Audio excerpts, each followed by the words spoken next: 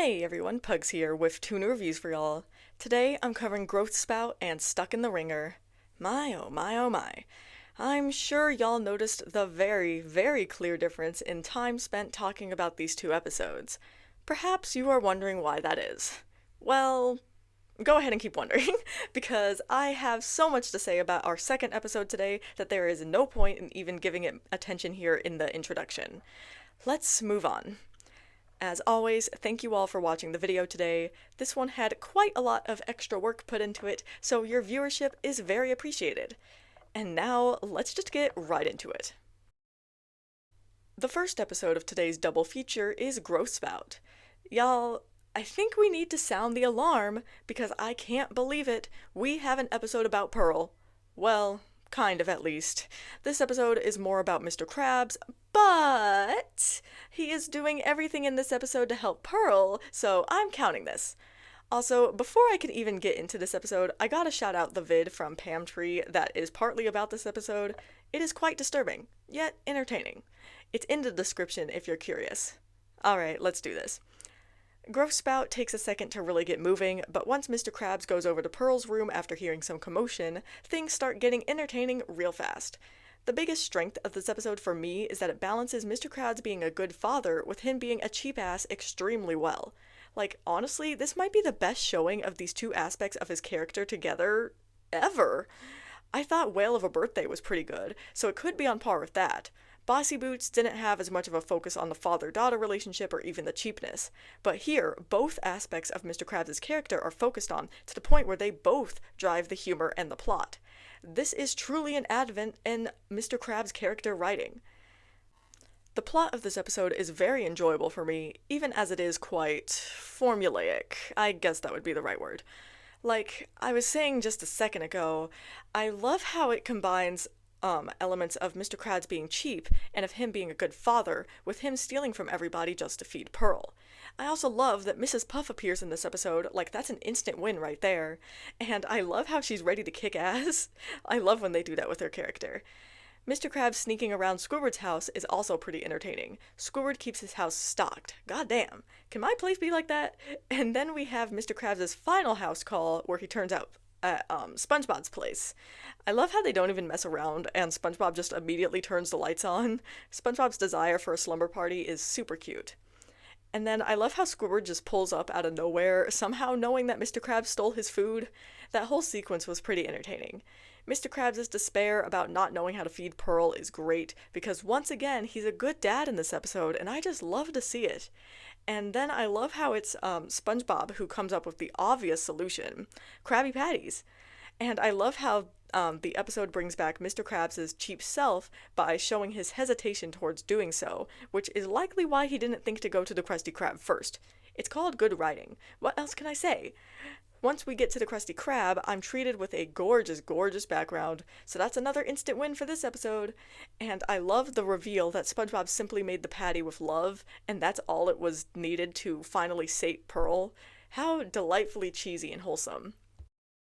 I haven't really mentioned this yet, but Growth Spout has got some really great jokes and gags. Like, the bit with the cracker and chopped liver talking was really funny. And then there's so many great quips and throwaway lines from Mr. Krabs in this episode, like when he's all dismayed about having paid $30 for the ruined bed. All of Patrick's food being sand was also brilliant. I love how the environment was played around with for that joke. The bit with the cops and Mrs. Puff was also a very unexpected example of awkward humor being done well. After the mess that was the use of awkward humor in season 6, I needed that. Honestly, I just love how incompetent these cops are, and I like how they appear more than once. Makes the episode feel more cohesive. When Squidward calls the cops on Mr. Krabs, it was hilarious how the threat of being fired didn't even faze him when doing so. Like, that man just hates his job. Clearly, I really enjoyed Growth Spout. It was refreshing to not only see Pearl again, but also see Mr. Krabs simply be a good dad to her. I feel like Mr. Krabs' fatherly relationships with people have been put by the wayside as of late. I mean, chronologically in my reviews. I know that stuff is back in the newer seasons. And I don't just mean his fatherly relationship with Pearl, but with SpongeBob too. Y'all know I love my Mr. Krabs and SpongeBob father-son crumbs. So this episode was a very welcome return to that. Additionally, this episode was just very entertaining and hilarious. Like, I have no complaints at all. This is why I'm putting this episode in my amazing tier, where it comes in with a score of 9.4 out of 10. This episode continues Season 7's amazingly strong start. Like, this is the strongest start to a season since Season 4, maybe even Season 2 if we want to measure by exact scores, not just tiers. Too bad the next episode ends this completely.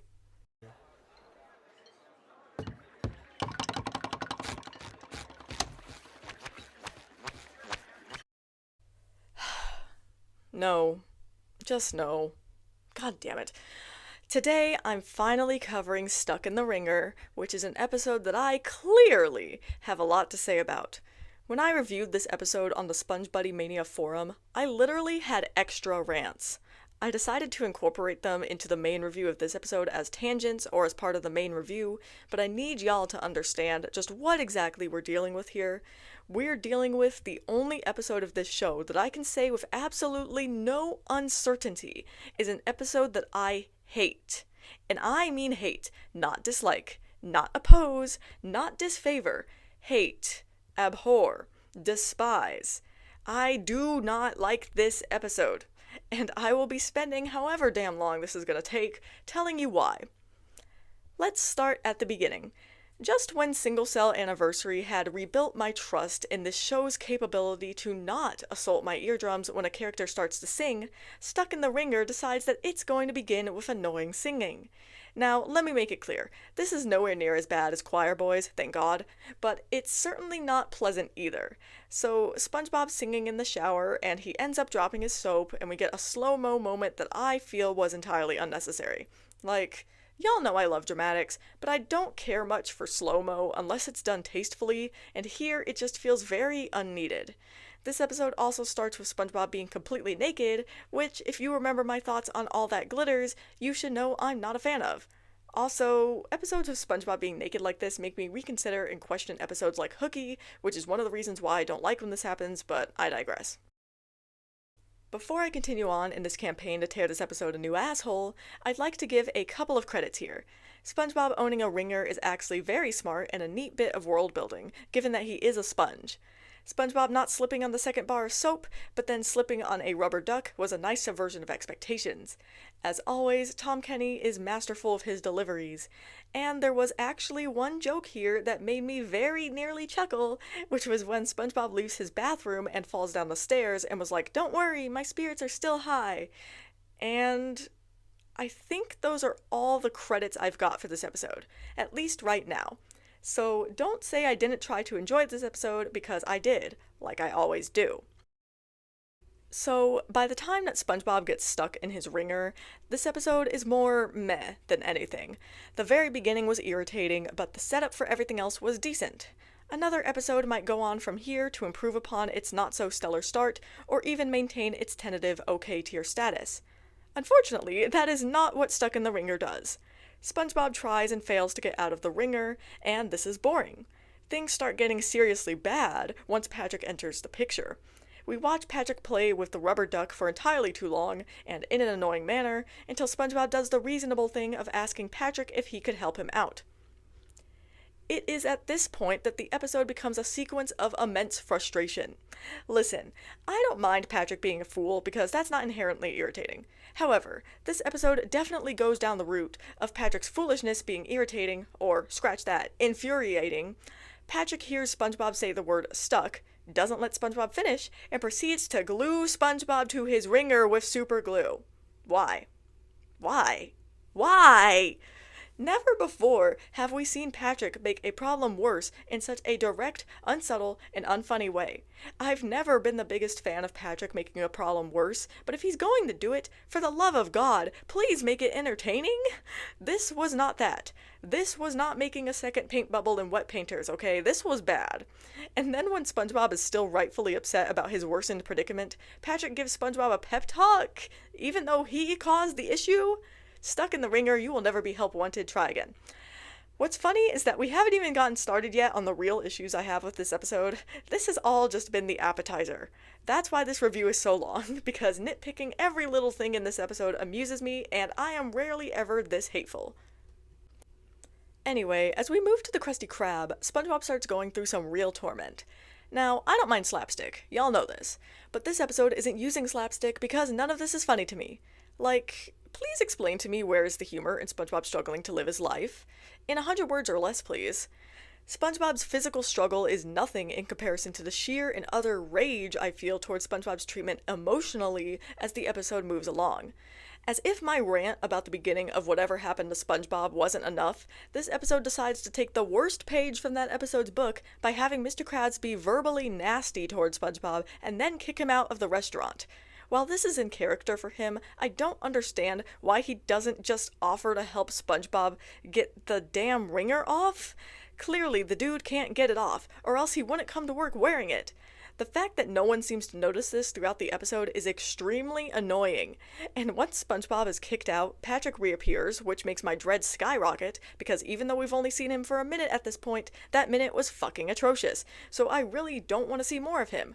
Unfortunately, I do not get my wish. Remember how I said how there was nothing entertaining about SpongeBob struggling to live his life? Well, the episode clearly hasn't understood that yet, because we're subject to yet another scene of this exact thing happening. Okay, that's it. I'm going on tangent number 1. Let me rant for a second about why this shit does not work. And by this shit, I mean that putting SpongeBob through this kind of torture doesn't work at all because of who his character is. He's an innocent, childlike character. Watching him be slowly broken down like this is not an entertaining watch. It's not pleasing. And there's a whole trope for situations like this, break the cutie. I've got the TV tropes page for that in the description like usual. If you're reading that page, you might notice that it's not a comedy trope. Like, it's meant to be upsetting. Seeing SpongeBob by the end of the episode be extremely depressed is about as unpleasant as you can get, and there's no payoff here. Well, the payoff, for me, is SpongeBob yelling at Patrick, but I'll get to that shortly. So, where were we? Ah, right, more scenes of SpongeBob struggling to live his life. In this case, I'm talking about the carnival scene. This scene has got to be in the top 10 of the worst SpongeBob SquarePants scenes that I have ever seen. Scratch that, top 5. Maybe even top 3. All I can say is that it's up there. I don't even know how to articulate the immense fury I feel in watching this scene. This scene contains everything that I've hated thus far in this episode. SpongeBob being subject to physical harm. SpongeBob struggling to do everything. SpongeBob being upset. Patrick having no sense of care or urgency or how SpongeBob is feeling at all. Nothing about this scene is funny or even enjoyable, and eventually, SpongeBob reaches his breaking point. When it happens, I'm just about giving a standing ovation because of how cathartic SpongeBob yelling at Patrick is. However, I'm not even allowed to enjoy this, because for some reason, someone thought it would be a good idea to have all of the attendees of the carnival yell at SpongeBob for how he treated Patrick. Are you fucking serious right now? This right here is beyond a doubt the worst part of this episode. Stuck in the Wringer was for sure bad before, but this right here made the episode teeter into irredeemability, because SpongeBob gets not even a second of respite this entire episode. His rightful anger is criticized by people who know nothing of his situation. Like, it's not even their business. Why are they commenting on it? In a highly unnecessary and nonsensical scene. And yes, this is nonsensical because it doesn't follow from what happened just minutes before. The reaction of the Bikini Bottomites makes no sense because they crowded around SpongeBob and Patrick in the first place because they wanted to be entertained by their fight. So why is it that when the fight actually happens, they're mad at SpongeBob? That doesn't follow. You know what else doesn't follow? SpongeBob somehow being in the wrong in this situation. This is a writing problem with this episode, at least in my opinion. Nothing SpongeBob said to Patrick was wrong here. His delivery might have been harsh, but I'd say it was more than deserved, given that we just watched Patrick put SpongeBob through physical torment not even 30 seconds ago with the teacups. So SpongeBob deserves to be this angry about it. Not to mention, this entire situation is Patrick's fault. So SpongeBob being in the wrong doesn't sit right from an emotional standpoint. Additionally, if we're supposed to feel bad for SpongeBob during the scene with Mr. Krabs, then why would we not feel bad for him here? Equating SpongeBob to Mr. Krabs similarly does not work, given that Mr. Krabs lost far less than SpongeBob did. Nothing has changed other than SpongeBob now being justifiably angry, and I don't like how this episode is very much giving the vibes of anger equals bad or something ridiculous like that. And also, the way that Stuck in the Wringer tries to use SpongeBob being in the wrong doesn't make any sense either. The Bikini Bottomites are never called out for their bullshit, right? Meaning that we're supposed to believe that what that one guy says is astute, that SpongeBob deserves what he's gotten, but That makes no fucking sense. SpongeBob did nothing wrong, by the episode's own standards no less, when he got stuck in the first place. So how could he have deserved what he'd gotten when all he did was slip and trust his best friend to help him? Him yelling at Patrick is not what got him stuck, so the episode having this character blame him for his own situation doesn't make sense. Now, I'm being purposefully dense a little bit because I know what the episode is trying to say is that it's SpongeBob's mindset that is making this situation so bad for him. But that's fucking absurd, so I barely even want to acknowledge that. What in the toxic positivity is that? I also think that this episode is probably trying to be one of those plots where a victim becomes a perpetrator by going too far, but Stuck in the Ringer does not even remotely pull this off, so that's just a failure of the writing. Alright. Writing rant aside, let me go back to this scene. So, if the episode was so determined to go down this route of SpongeBob being in the wrong when he shouts at Patrick here, then they should have just had him reflect on his own and come to that conclusion. Having all of these Bikini Bottomites gang up on SpongeBob is extremely unpleasant, completely undeserved, and the death sentence for this episode's prospects of being a decent piece of television. Patrick's reaction irritates me because, as I spent a long time already addressing, we're supposed to see SpongeBob in the wrong here, which is why he parrots Mr. Krabs' words from earlier. Patrick doesn't deserve to feel sorry for himself here, considering that yet again, everything is his fault. Once the Bikini Bottomites start talking, the amount of visceral rage that consumes me is almost concerning. It's just that fucking bad. Finally, moving beyond this horrible scene, the next day arrives, and at this point my emotions are so spent that I just sit here bored and exhausted and waiting for this episode to end already.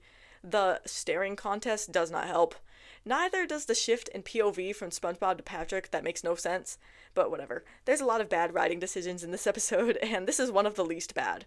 We eventually see SpongeBob, who is very clearly depressed, which, as I already said, is just unsettling and wrong.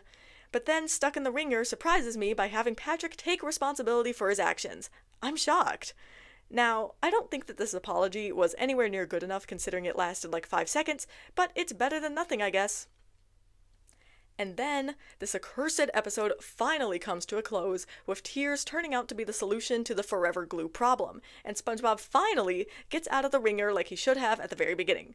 The solution to the problem here being tears demonstrates to me that this episode took a lot of inspiration from wet painters, but it failed to understand what made that episode good. As for the very end of the episode, we get an unfunny joke, along with a very irritating stinger ending, given that SpongeBob and Patrick end up getting stuck in the ringer together, making everything feel completely pointless.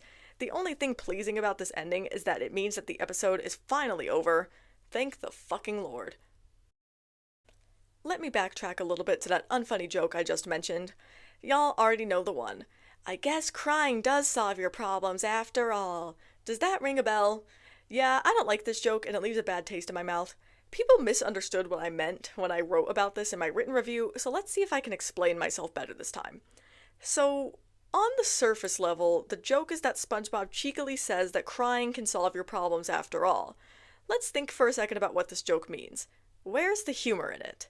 I'm not saying this snarkily, but like genuinely. Well, the point is that SpongeBob is parodying the idea/saying that crying doesn't solve your problems, which Patrick had said earlier. So it's supposed to be ironic that crying did, in fact, solve his problems. My issue with all of this is that the idea that people cry to solve their problems in the first place is wrong. Like, that's not why people cry, unless you're being manipulative, I guess. People cry because it's an emotional reaction/release. So attributing it to a solution, either positive or negative, just isn't right. And also the fact that, like, this joke makes that saying, like, ironic means that it still believes in the saying that crying doesn't solve your problems. And I don't like that either. Yeah, I'm nitpicking to the extreme here, but this just bothers me. This joke also just isn't funny, and the delivery is bad, so that doesn't help. It's just a mess. That's really the end-all be-all. Okay, I promise I'm almost done. There's just so much to be disappointed by with this episode. The biggest disappointment is that this episode completely obliterates the stellar start to Season 7, which is a shame. A second disappointment is that it's part of season 7 in the first place, because 7 is my favorite number. A third disappointment is that this episode was deemed acceptable in any capacity. Unlike many of the episodes from season 6, I truly don't believe that this episode ever had potential. The plot, all the way down to its most foundational form of SpongeBob being stuck in the wringer, is not interesting.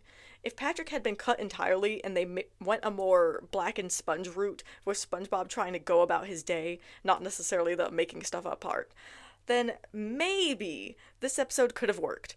Not sure if it would have been good though, but I like to be optimistic. So I feel like if the humor was actually attempted, because this episode barely tried, it feels like, we could have got something good. Let's bring it home now. I hate Stuck in the Wringer. I always have, for as long as I can remember, and rewatching the episode does not make it better. So there is absolutely not a single doubt in my mind that Stuck in the Wringer is my least favorite episode in the entire show. Yes, I dislike Stuck in the Wringer more than One Course Meal, more than Pet Sitter Pat, more than A Pal for Gary, more than the annoyingness of Choir Boys or the frustration of The Thing. There is absolutely nothing redeeming about this episode in any capacity for me. I almost wish I could invent a new tier for it because the ones I have don't feel like enough. But I feel like putting it in my abysmal tier with the one and only 0 out of 10 score should suffice, don't you think? As always, I'll be ending this video with some closing thoughts of mine. But I don't think I can add anything else at this point. I was very, very thorough with Stuck in the Wringer, and Growth Spout didn't have much else that I could add anyway.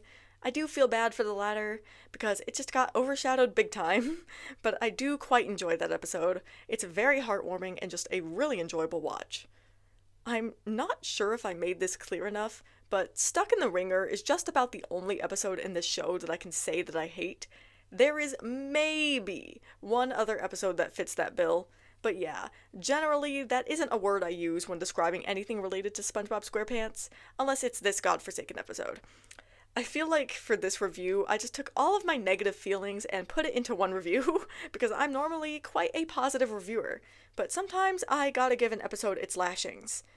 I won't say whether I do this again this season, but if I do, that episode might be coming sooner than you think. And with that, I'm gonna end this very long review now, and I'll see you all next time.